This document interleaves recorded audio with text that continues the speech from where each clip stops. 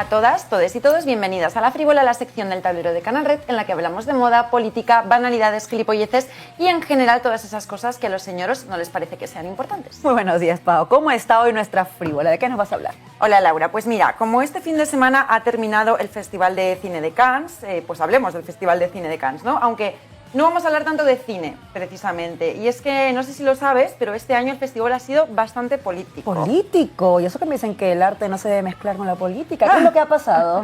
Pues a ver, por contextualizar un pelín. Sí es verdad que ya sabemos que este tipo de eventos en los que se juntan celebrities como si no hubiera un mañana, pues siempre tienen algo, alguien, algún elemento estético, algún outfit o alguna puesta en escena con una carga política más o menos explícita, ¿no? Más o menos intencional o más o menos revolucionaria. Siempre hay alguien allí perfectamente consciente de que las alfombras rojas, con todas esas luces, cámaras puestas ahí sobre una, son pues una excelente oportunidad para poder hacer un statement visual a través del outfit que te vas a poner para la ocasión. De hecho, en el Festival de Cannes en concreto, por ejemplo, yo recuerdo que el año pasado la actriz Cate Blanchett fue con un vestido que era como una bandera palestina para denunciar precisamente el genocidio. Eso, ¿no? Es, efectivamente, está guay que lo recuerdes porque en concreto llevaba un vestido que era negro por delante, blanco por detrás y que tenía como el forro por dentro que se veía perfectamente porque había como una apertura pensada para que se viese bien a propósito, ¿no? En color verde. De manera que cuando ella caminaba sobre el rojo de la alfombra roja, pues esta se mezclaba con los colores del vestido conformando la bandera palestina. Y es un outfit que se hizo muy viral, sobre todo por el ingenio que se le atribuyó a la actriz. En Cannes, más de una vez, se ha expulsado a alguna asistente por recorrer la alfombra roja con símbolos explícitamente políticos o religiosos. Así que de esta manera, pues a Blanchett el año pasado no se le podía atribuir directamente el estar llevando la bandera palestina, pero el efecto logrado y la imagen que dio la vuelta al mundo fue evidentemente la de la bandera palestina. En un momento, recordemos, en el que Europa mayoritariamente permanecía absolutamente callada ante el genocidio, aunque ahora muchos países estén saliendo a decir que quizá está un pelín feo eso de que Israel haya asesinado a casi 60.000 personas en menos de 2 años. Bueno, Europa estaba bastante callada y el festival también, pero en esta edición pues el festival también ha querido hacerse el aliado, ¿no? Aunque de aquella manera con varios temas y el del genocidio palestino entre ellos. Pero dentro también de un marco yo creo que muy concreto. Lo explicaba el periodista Javier Zurro en un artículo del diario.es de una manera que a mí me pareció bastante esclarecedora. Decía, el director del Festival de Cannes repite todos los años que el certamen es político porque sus películas y los directores que las presentan lo son. Retratan la realidad. Se les pregunta por ella en las ruedas de prensa y al final Cannes acaba afectado por lo que ocurre en el mundo, decía este periodista, ¿no? Una afirmación que, si bien es cierta, también tiene otro significado y es que el festival como tal no hace manifestaciones políticas. Cannes, como Eurovisión, no quiere mojarse, esto es lo que decía Zurro. Y un inciso mío aquí, por cierto, el Festival de Cannes hasta ahora había guardado silencio durante más de 1 año y medio frente al genocidio, pero en 2022, pues apenas un par de meses o así después de la invasión de Rusia a Ucrania, sí proyectó un vídeo mensaje de Zelensky en el que este llamaba a la industria del cine a no permanecer callada. Pues como Eurovisión, no se meten en política si eso significa expulsar a Israel, pero expulsar a Rusia es una cuestión de defensa humanitaria. La doble vara de medir no es política para nada. Bueno, total. En fin, esto Zurro lo decía precisamente también a colación de que este 2025 el festival pues ha homenajeado a la fotoperiodista palestina Fátima Hassouna, protagonista del documental Put Your Soul on Your Hand and Walk, que había sido seleccionado para participar en el Festival de Cannes justo un día antes de que la periodista y otras 10 personas de su familia fueran asesinadas en un ataque israelí. Entonces, claro, pues esta noticia fue tan impactante que se llegó a publicar una carta condenando el genocidio, la cual secundaron y firmaron más de 400 personalidades del mundo del cine. Aunque al principio, ¿no?, de que se publicara esta carta, pues hubo una ausencia que se hizo notar bastante, la de la actriz Juliette Binoche, que es la presidenta del jurado, la que a efectos representa pues más mediáticamente la voz del festival, que cuando además fue preguntada sobre el motivo por el que había decidido no firmar esta carta, dijo literalmente que a esa pregunta no podía responder, ¿no? Y esa salida pues fue bastante sonada, hubo bastante presión también y finalmente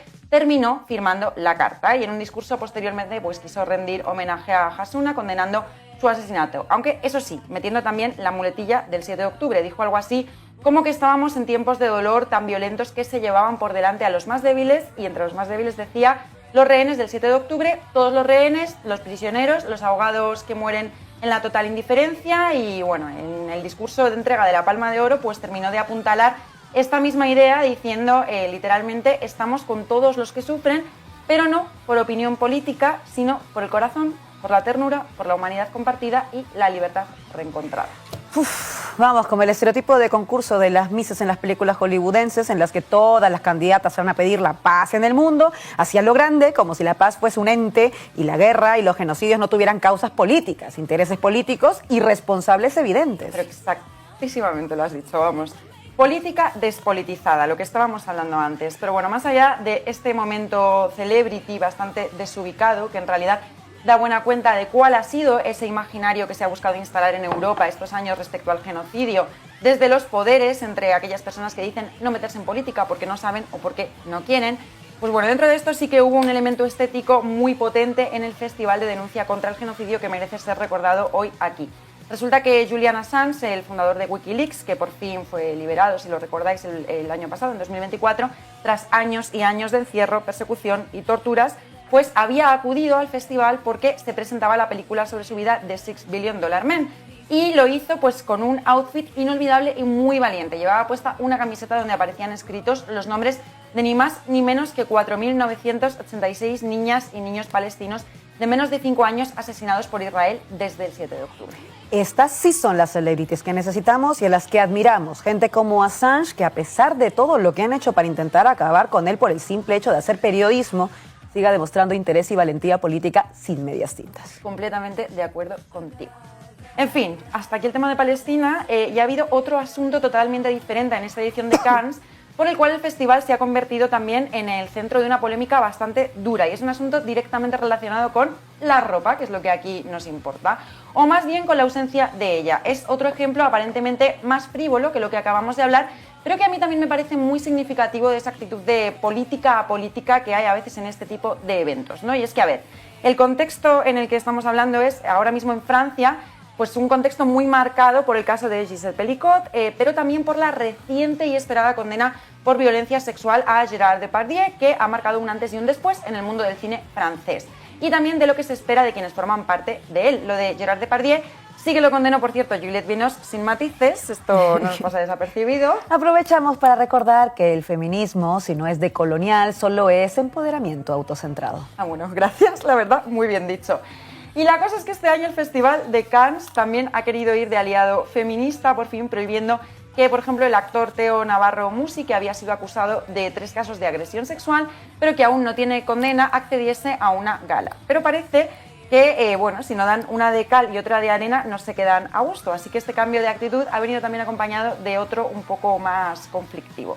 Pocos días antes del inicio del festival, cuando ya todo el mundo tendría más que preparados sus outfits, probablemente, pues decidieron emitir un comunicado en el que prohibían, por razones de decencia, los naked dress, los vestidos que dejan ver el cuerpo porque tienen o muy poca tela o porque son transparentes, del estilo este que puso de moda Cameron Díaz hace ya más de 20 años, cuando apareció en la alfombra roja con un vestido de rejilla que dejaba ver casi todo su cuerpo y que con los años pues han llevado un montón de famosas como Bella Hadid, que la vemos en pantalla de forma completamente normalizada y desde un enfoque que tiene más que ver con la liberación, ¿no? De integrar la estética del cuerpo como algo bello que nada tenía que ver, pues por ejemplo, con la hipersexualización exigida para complacer la mirada masculina. Pero es que si por si fuera poco esto, prohibían también desde el festival los atuendos voluminosos con la excusa de que obstaculizaban que los invitados e invitadas se pudieran sentar en los asientos. Todo esto bajo la amenaza explícita de prohibir el acceso a la alfombra roja a quienes no respetasen estas reglas.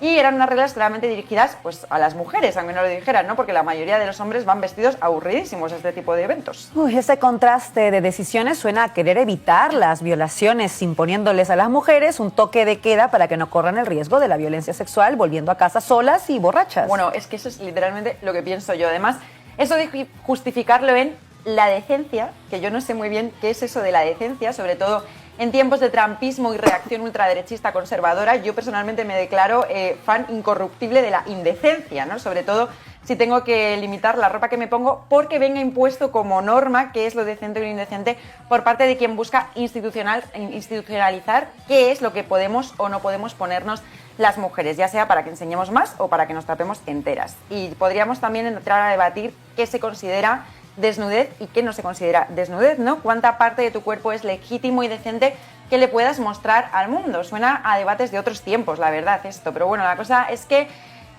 Para explicar de dónde podía venir esta decisión, pues han querido relacionar la prohibición con lo que pasó hace unos meses en los Grammy, cuando Bianca Censori apareció con un vestido totalmente transparente en el fotocall junto a su pareja Kanye West, que desató una polémica brutal, precisamente para evitar polémicas. Pero recordemos que aquello no fue polémico por el vestido en sí, sino por la interacción que se observó entre Censori, que parecía incomodísima, y Kanye West, y por los antecedentes que tiene de control sobre la ropa de sus exparejas. Eso mismo, ese contexto hizo sonar las alarmas sobre la posibilidad de que apareciera así de desnuda, ¿no? Pues pudiese ser quizá una imposición de él en lugar de una decisión libre de ella y, por tanto, un síntoma de violencia machista. Pero bueno, en otros términos, ¿no? En un artículo de Nuala Phillips sobre esta prohibición del naked dress publicado en Vogue, se planteaba la posibilidad de que quizá esa prohibición pues, se debiese a otro motivo muy distinto, que es intentar recuperar esa idea nostálgica de que el Festival de Cannes fuese un festival de cine en el que pues, el faranduleo y la performance no opacaran el cine en sí, que las actrices pudiesen destacar por su labor como actrices y no por lo llamativo o polémico de sus looks durante el evento. Un argumento que a mí personalmente tampoco me convence, porque no creo que abolir las dinámicas patriarcales que llevan a las actrices a estar siempre colocadas en una posición de subalternidad respecto a los actores se pueda conseguir prohibiéndoles a ellas ponerse lo que les dé la gana, porque probablemente esa desigualdad pues tiene que ver con todo menos con eso, ¿no? Con qué películas se escriben, cuáles se financian y cuáles no, en función de quién las ha escrito o las ha dirigido, si han sido hombres o mujeres, qué mirada al mundo y qué representaciones del mismo se promocionan, qué personajes se construyen para las mujeres, si se hace contando con ellas, quién decide qué es bueno o mal cine y en función de qué parámetros patriarcales. Y si además hablamos de la desnudez en sí, quizá es más interesante preguntarnos qué cuerpos pueden permitirse llevar un naked dress, cómo pueden cruzar aquí el racismo, por ejemplo, la gordofobia, qué cuerpos acaban siendo representados estando desnudos con naturalidad, por qué los hombres no se ponen naked dresses, etcétera. Y por cierto, lo de los vestidos voluminosos, pues si a muchas a veces ni las miran por su trabajo, aunque este sea bueno, ¿no? Por el sesgo patriarcal de la industria cinematográfica, por mi parte, a tope con que se enfunden un vestido de cola de 30 colorinchis y con un volumen descomunal, como si fuesen un globo aerostático, para hacerse notar y que las miren sí o sí. Además, a mi modo de ver, son reflexiones que corresponden más a hacer al movimiento feminista y a las mujeres que cuestiones que deba regular ningún festival para institucionalizar nuestra ropa. Totalmente, o sea, totalmente. Así que bueno, para terminar, me quedo con una reflexión que publicaba Raquel Fernández Sobrín en un artículo para el magazine de La Vanguardia y decía: especialmente llamativo resulta el contraste entre esta represión del cuerpo en la alfombra y la libertad absoluta que sigue existiendo en las películas que compiten en sección oficial.